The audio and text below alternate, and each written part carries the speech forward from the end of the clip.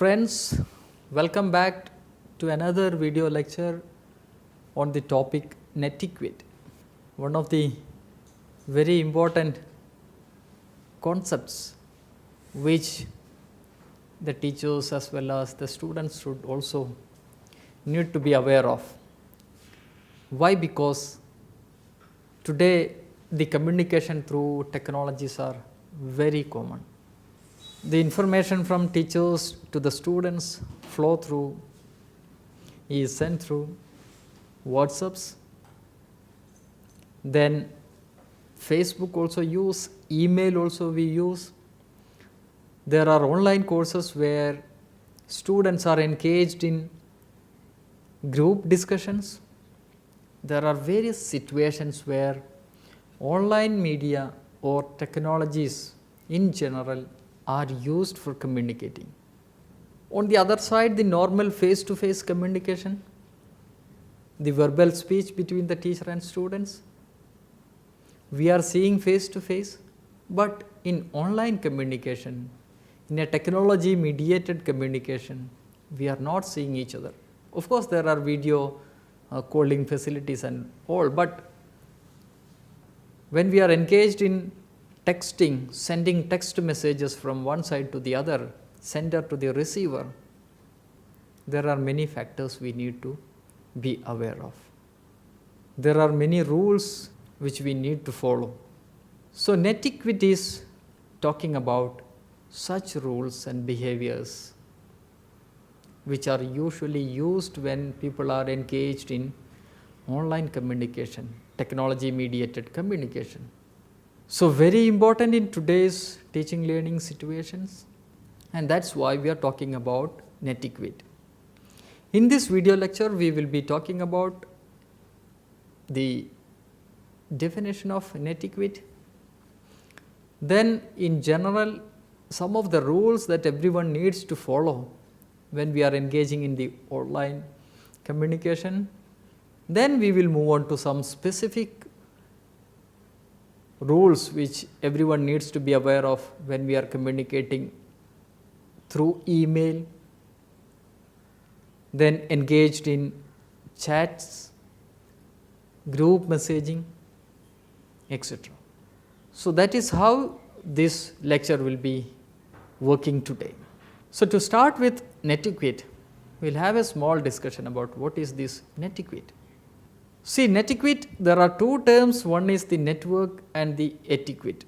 So we can say this is a combination of the words network and etiquette. So what is this network? This network is nothing about this network is about the internet, or when people are connected through any technology medium.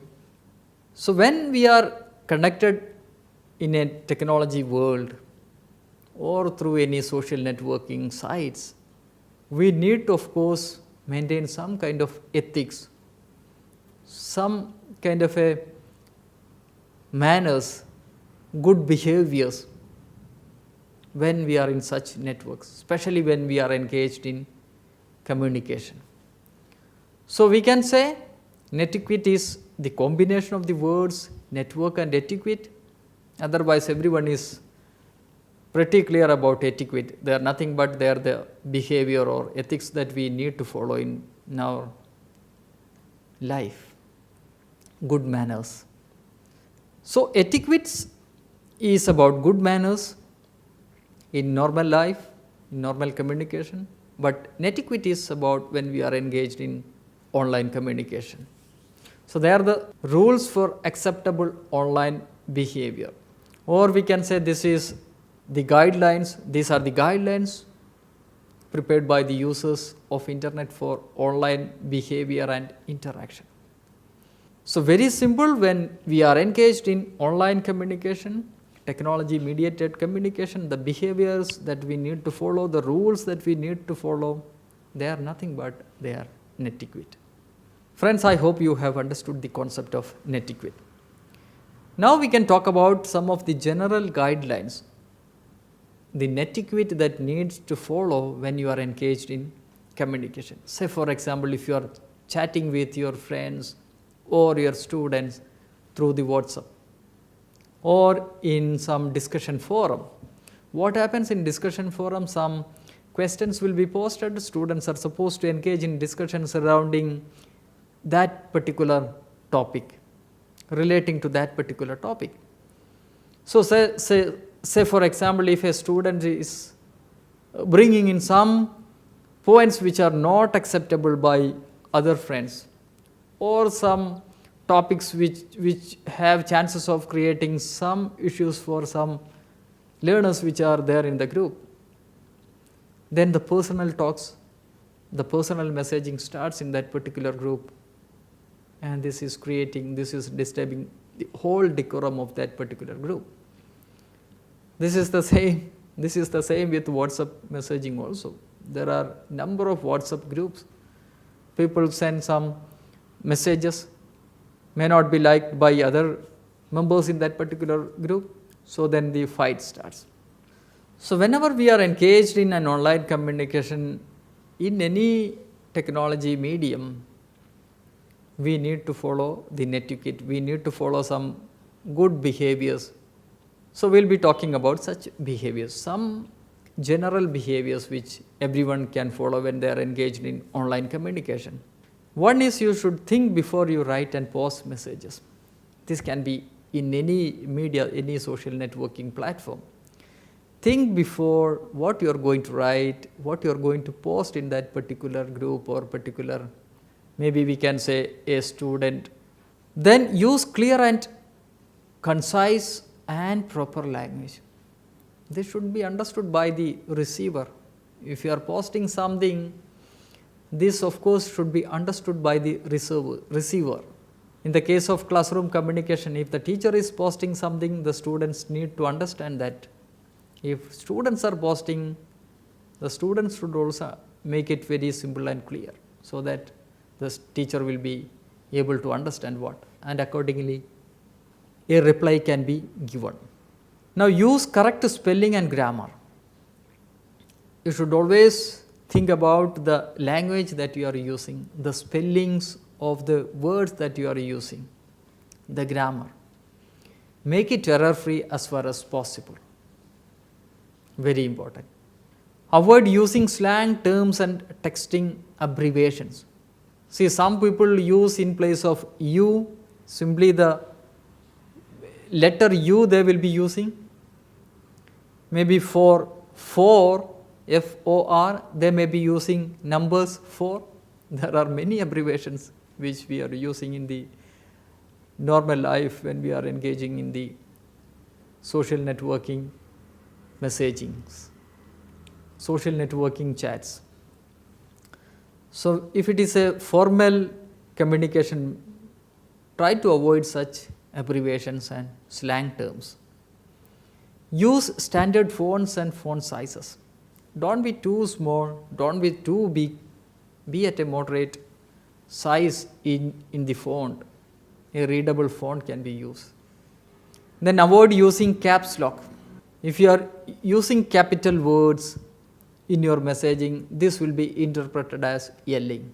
Usually when people are angry, if you are using capital words, this is interpreted as you are angry. So try to avoid such usage of capital words. Limit and avoid use of smileys and emoticons. Very important. So if you are happy with, there are smileys, of course we get a number of smileys for that. A smiling face. So they are smileys. Similarly we have emoticons also to express our emotions. So if it is a formal classroom communication, try to avoid such smileys and emoticons. So these are some of the general guidelines, netiquette, which you can follow when you are engaged in online communication. Friends, I would also add to that, you should also be cautious about while posting confidential and personal information. You can ask for clarification if you don't understand messages. You should avoid posting and sending inappropriate content. Then you should also avoid flames. Flames are nothing but they are the post of acting or sending impolite and insensitive message. which results or it violates the group norms. So, that kind of an act is called flaming. So, if you are sending some kind of a information, messages which results in violation of the group norms or insult to other people, then such an act is called flaming.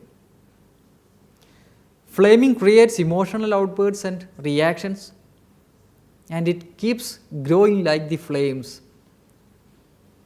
See, if you are posting some messages which are not liked by your friends, if it is creating the norms of the groups, then the rest of the people also start reacting to that.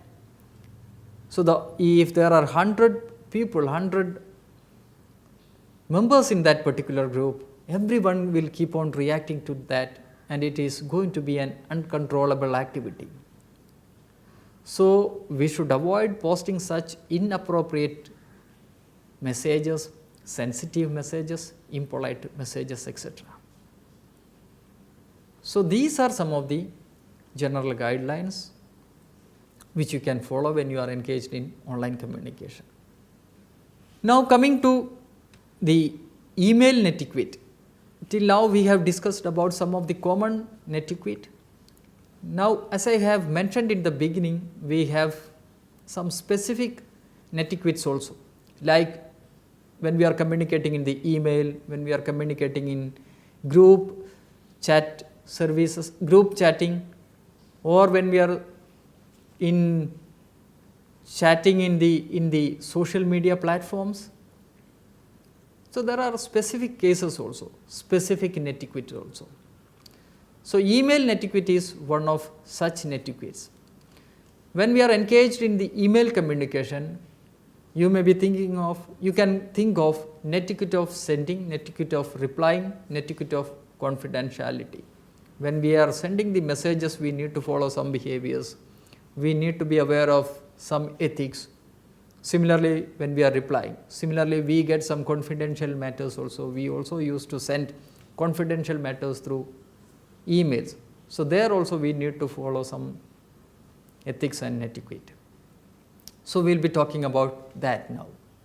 When we are engaged in email communication, use salutations and be brief while composing messages. Also use meaningful subject heading and avoid using all caps. As I was pointing out, it represents that you are angry or you are shouting at somebody else using caps lock. This is the meaning of using caps lock in the cyber world, cyberspace. So, I was mentioning about salutations and be brief while you are composing messages. Don't write lengthy paragraph unless it is very important. Just to convey what you are going to convey. Put it in simple languages, simple words, brief, make it very brief. Use subject headings. When we are sending, you might have seen there are spaces for giving the subject head. So, you create some subject heads which the receiver can easily understand. Then you should always redirect inappropriate mail. Sometimes we get mails which are not supposed to receive. The sender might have used our email by mistake. So, if you know the person whom it is addressed, you can simply redirect that email to that concerned person. Next, make sure to append your signature at the end of the message. Your signature should include a brief about you, in brief the necessary information about you.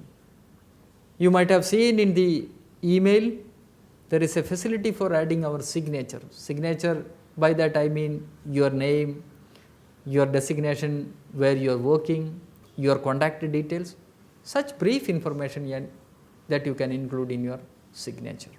Then protect the privacy of the personal email.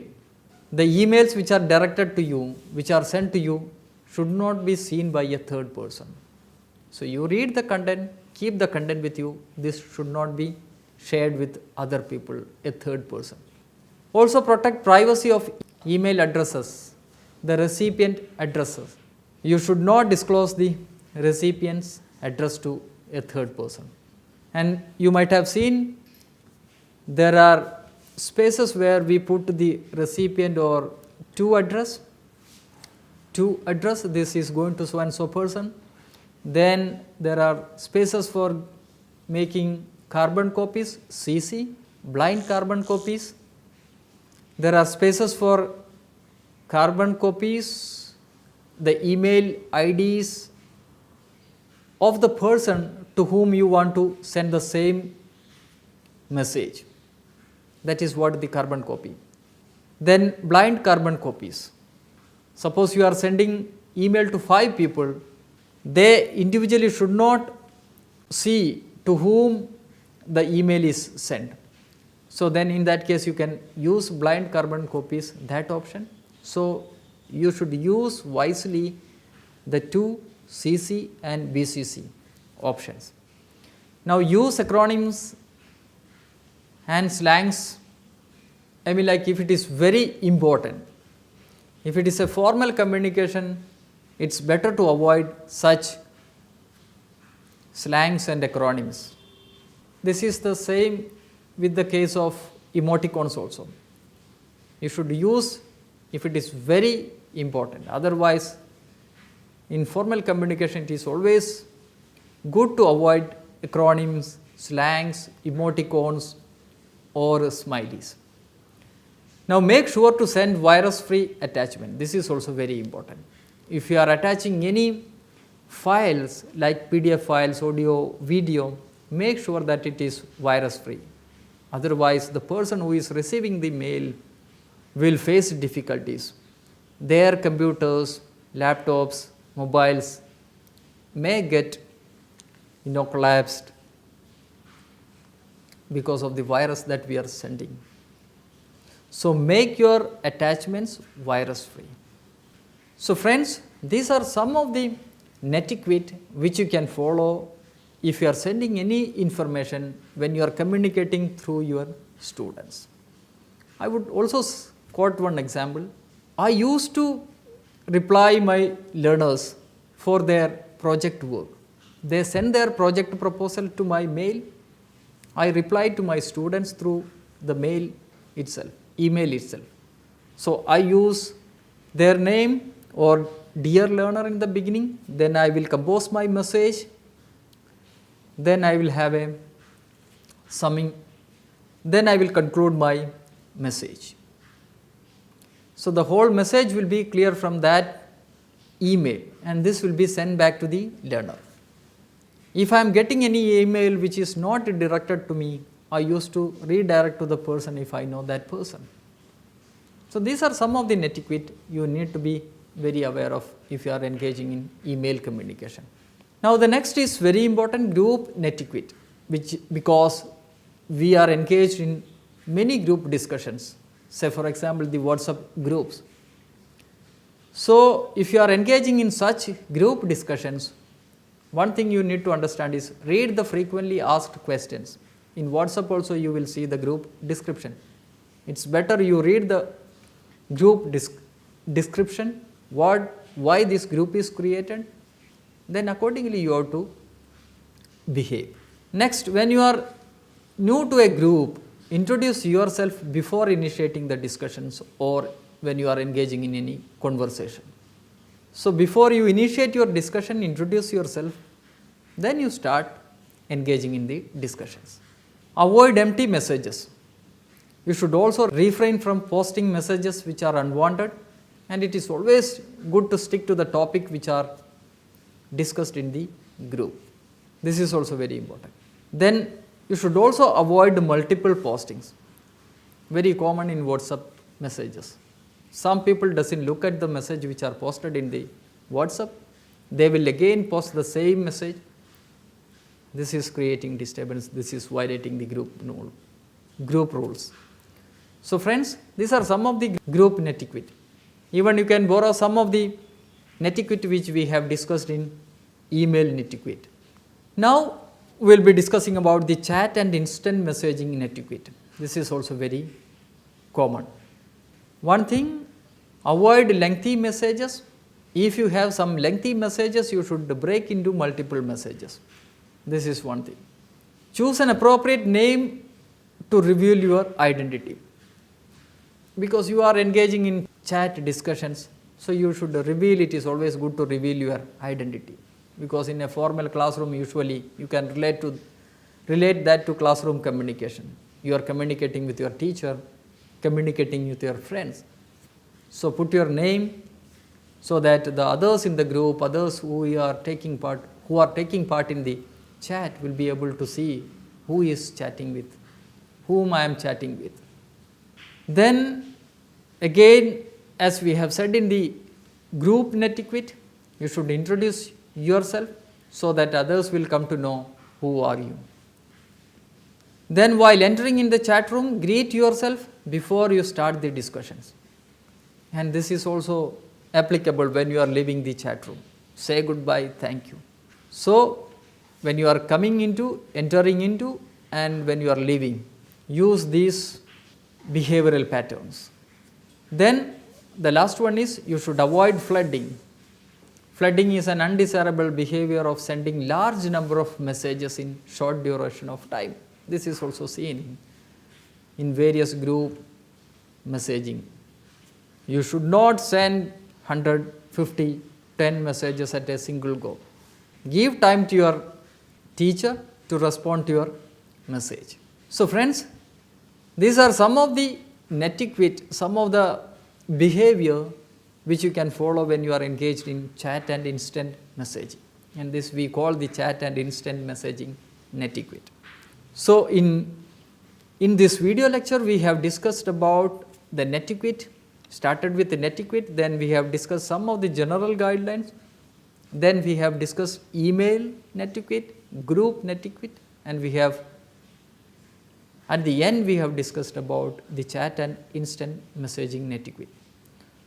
So I would request, whenever you are engaged in teaching learning through any technology medium, think of these behaviors, think of these ethics, think of these netiquettes, so that the communication will be effective and the message from your end will be reaching meaningfully to your listeners, to your students. I hope you have understood the concepts that we have discussed today. Thank you.